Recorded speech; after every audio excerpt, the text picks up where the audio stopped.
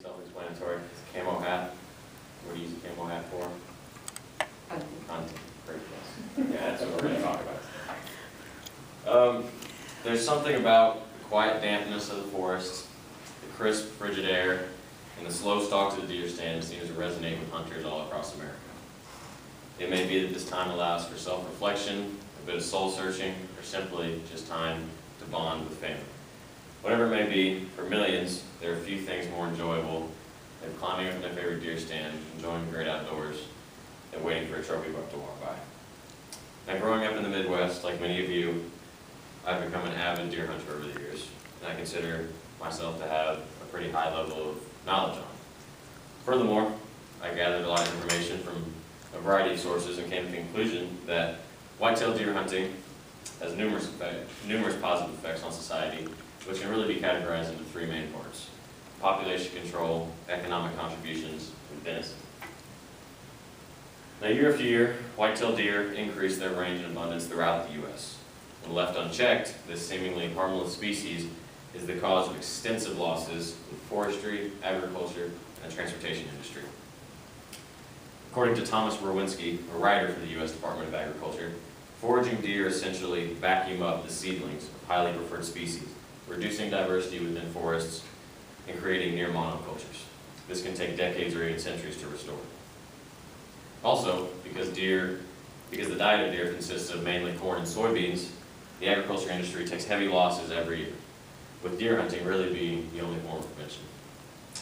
To go along with losses in forestry and agriculture, excessive deer populations pose great dangers to drivers on the road. While en route, searching for a mate, or just simply in search of food, deer cross roadways without caution. And all too often this results in a wildlife vehicle collision, or WVC as many government agencies refer to it. According to a study done by the U.S. Department of Transportation, the total annual cost associated with this WVCs is around $8 billion. These accidents result in totaled vehicles and generally severely wounded or dead deer. This is a less than desirable situation, is oftentimes extremely costly for the driver, and in some instances deadly.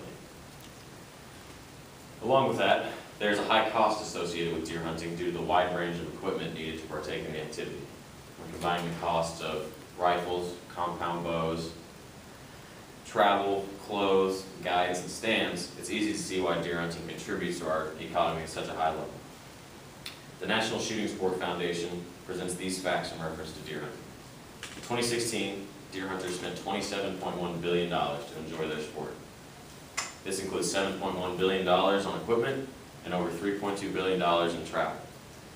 The Shooting Sport Foundation goes on to say that if the deer hunting industry was a single company, it would rank 104th on the Fortune 500 list.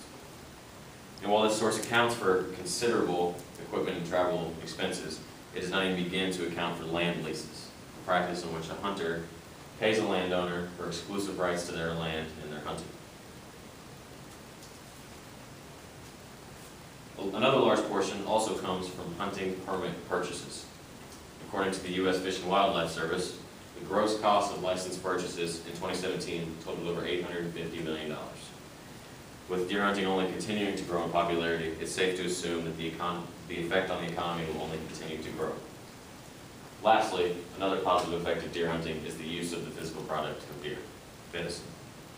There's a great need in the U.S. right now for a low-cost, easily available protein source, and this is a need that venison helps to fulfill. Now, venison, described as any part of the deer which can be consumed, is a lean, nutrient-dense protein source which is low in saturated fat. Aside from being easily attainable, this meat is a healthier alternative to the regular beef that we find in our grocery stores. Commonly donated to humanitarian organizations, venison helps to keep the needy in America supplied with a cheap, easily attainable protein source. Now, while everybody focuses just on the big antlers and the big deer, and everybody wants to mount on their wall, venison is perhaps an overlooked product of deer.